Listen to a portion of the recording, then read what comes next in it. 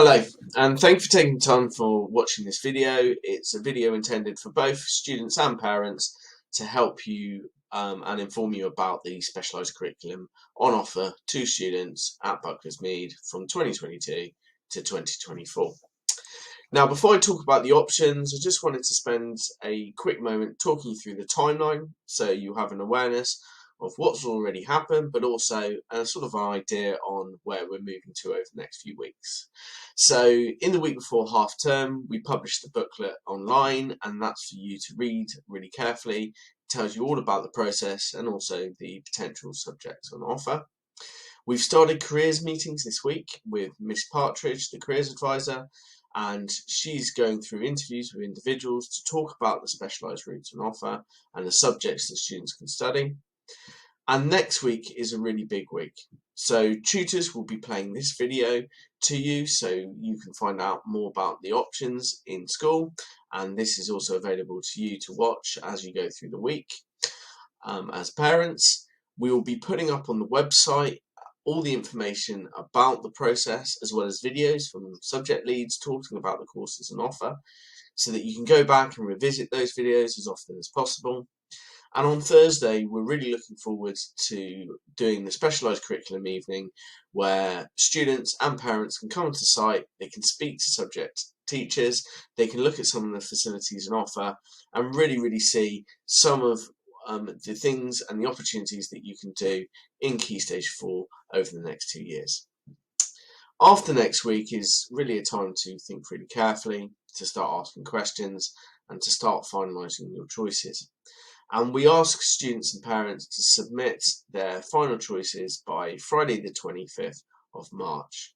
And that will be an online form that students will be filling out, and we'll send that out closer to the time. So before I talk about the specialised curriculum, what I wanted to go through is just some key do's and don'ts that parents and students should think about as part of this process. So I'm going to start off with the do's first of all. So the key thing really is to think about what you're interested in and what you enjoy. You'll be choosing these subjects for the next 2 years, and so it's really important that you have a real interest and a passion for what you're doing. All GCSEs involve a level of hard work and a level of graft, and so if you're passionate and you're really interested in it, that is something that will sustain you through over the next 2 years. We also say it's really important to think about the range of different courses that you can do and to try and choose a broad and balanced range of subjects, because that will help you with your post-16 applications and your college choices when you get to it in 2 years' time. Often students who pick really narrow or similar courses often find that they struggle with their choices about what to do after they leave the school, because they've limited their choices when they start Key Stage 4. So it's really important to think as broad and balanced as possible. There'll be loads of information available. So like I said, we've got the booklet, which is available on the website. There'll be more information going up on the website, and my advice is to read as much as possible and watch as many video clips as you can, in order just to really inform you and so that you're thinking really carefully about the detail of the decisions you're making. Ask as much advice as possible from your subject teachers, from your tutor. By all means, come and speak to me, and the careers advisor is also available to discuss anything you want to ask. And of course, discuss it with your parents, and you may have brothers or sisters as well who have experienced similar courses and could be able to advise or guide you in that sense too. The main thing that you must do though is think really carefully. You've got to make a commitment for the next 2 years to study subjects. You're going to have to make a commitment to work hard. You're going to have to make a commitment sometimes to be working after school. If the teacher asks you to come back, you may have coursework or what we call non-exam assessment that you may be asked to do. And so you need to think really carefully, and you need to make a commitment, because this is something that you can be asked to do for 2 years, and we want students to study subjects and be committed to them. So the key don'ts that I would strongly advise that you avoid doing when making a decision. The first thing that you should really avoid doing is making or choosing a course because your friend is choosing that course. The one thing that you can guarantee over the next 2 years is that your friendship group may not stay the same. And often, as students move through the school, they often find that actually their friendships that they perhaps had in years 7 and 8 and moving into year 9 are not the friendships that they had by the time they get to year 11. So it's really key that you think about the subject that you want to do rather than make a decision because maybe your friends are doing it. Second of all, you may have a really good relationship with a member of staff. You may really like a specific teacher, and that might be influencing your decision to do a subject. It's important to remember that we really can't guarantee that a teacher that you currently have now will be your teacher during the GCSE. So again, it's really, really important that you choose the subject rather than the teacher as part of your choices. Don't be in a rush to make your decision. You'll have until the 25th of March to submit that application, and we don't look at or allocate courses until all those are in. It's not a first come, it's not on a first come, first served basis. So take your time, make sure you get it right, and get it submitted before the deadline. Also, have a really good idea about what you want to do after you leave the school, because some subjects that you'll be asked to do post 16 will require you to do certain GCSEs, and that might be a limiting factor for you to be allowed on a course. So do some research in terms of the courses that you want to do when you leave the school, and make sure that the choices that you make don't limit or influence whether or not you can do that course. And finally, don't choose a subject because you think it's going to be easy. All GCSEs or vocational or alternative qualifications are all of the same level of challenge. Some have more exams than others, some have more coursework, but they're all expected to reach the same level. So there is no easy GCSE or alternative course, and so really focus on which subjects you enjoy and what you're good at, rather than getting sort of bogged down and thinking about doing something because it might seem easier or different.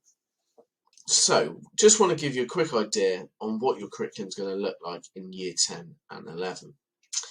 Your curriculum will be broken down in two ways. You'll have your core curriculum and then your specialised option subjects. So your core curriculum consists of a GCSE in English language and a GCSE in English literature, a GCSE in mathematics. You'll do a GCSE in combined science, which will be the equivalent of 2 GCSEs, and you will be examined across biology, chemistry and physics.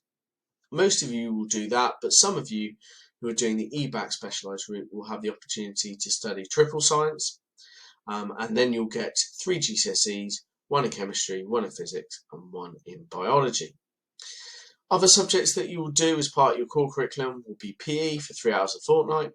You'll continue to do personal development for 1 hour a fortnight, and you'll continue to do religious studies, or what we call beliefs and values, for 2 hours a fortnight.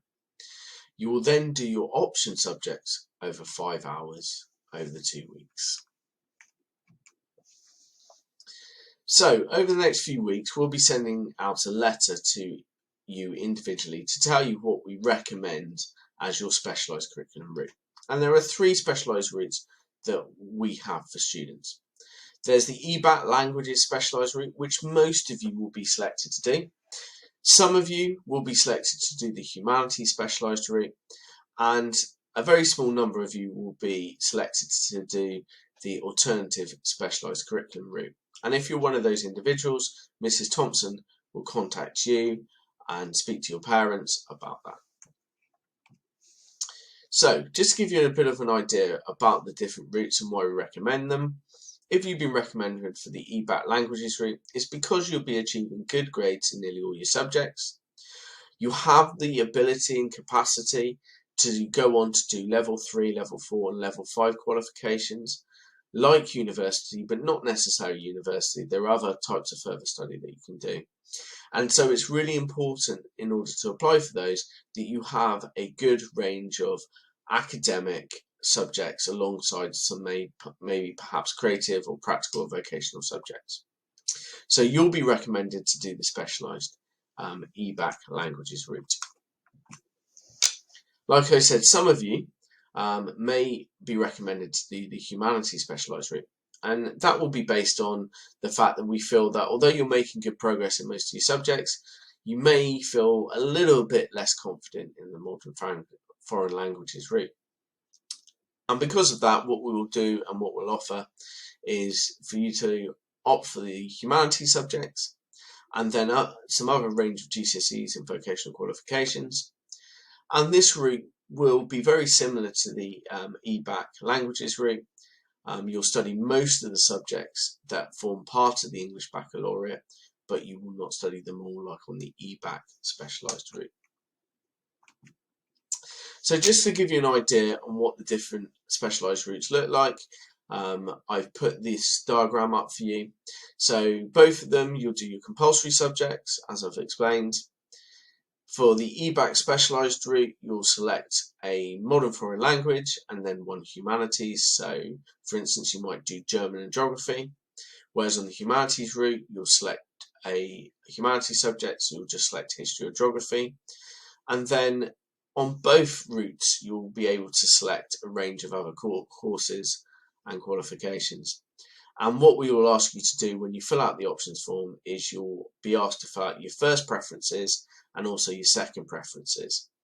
In most cases, we're able to give people their first preferences, but we do ask for students to give a second preference because for various reasons, sometimes we're unable to do that. The main thing that you bear in mind when you receive your letter about your recommended route is that we as a school have tried to select what we feel is the best blend of subjects to support you as a student over the next 2 years and also in your post-16 choices and pathways. So just a bit of information about some of the things that you can't do. So when you fill out the options form, it's really important that you're aware and you think really carefully about your first and second preference. And so when you fill out that form, you can't select the same subject as your first and second preference. So for instance, you might be really keen on doing art, so you could put that as your first preference, but if you can't get art, then you may want to think about a similar type of subject as your second preference. So for instance, you might do art textiles as your second preference, but you can't put art for your first and second preference. The other thing is that you need to remember is that there are a number of subjects that are assessed in a very, very similar way, and therefore you will not be able to do those as a combination. So you will not be able to do a combination of, for instance, art and design and photography, or art textiles and art design, or photography and art textiles. Also, we strongly advise against opting for 2 technology subjects, such as design, technology and food preparation. And the reason for that is that both subjects are assessed in a very similar way. They're very coursework or what we call non-exam assessment heavy, and often students may find that quite challenging, especially in year 11 when sort of deadline time looms and they've got lots of coursework and deadlines to meet. So we advise students very carefully about avoiding to do those sorts of combinations. So one of the key things is that you remember is you can't make this decision on your own. This is an important decision that will impact what you do for the next 2 years, but it's also an important decision that may impact on what you do beyond the next 2 years. So it's really, really key that you speak to and get as much advice as possible from as many different people as possible. And on the screen here, I've tried to sort of outline some of the people you might want to go and speak to in the school or outside of school. But the main thing is that you try and ask as many questions as possible, go and seek as much advice as possible, read the information that's provided in the booklet, and try to make a really informed and careful decision. So my final points to you is this. Make sure that you choose a broad range of subjects. Think really carefully about what you enjoy, what you're good at, what you're passionate about. Ask lots of questions. Don't be afraid to ask questions. Don't be afraid to ask for advice. Talk to as many people as possible and read the information on the website and in the booklet. Watch this video, watch the other videos, come to Specialised Curriculum Evening, speak to members of staff and get as much information as possible to make a really good informed decision about what you want to do over the next 2 years. So thank you for your time watching this video. I really hope to see you all at Specialised Curriculum Evening. And like I said, please come and ask advice or ask any questions over the next few weeks if you need support with the process.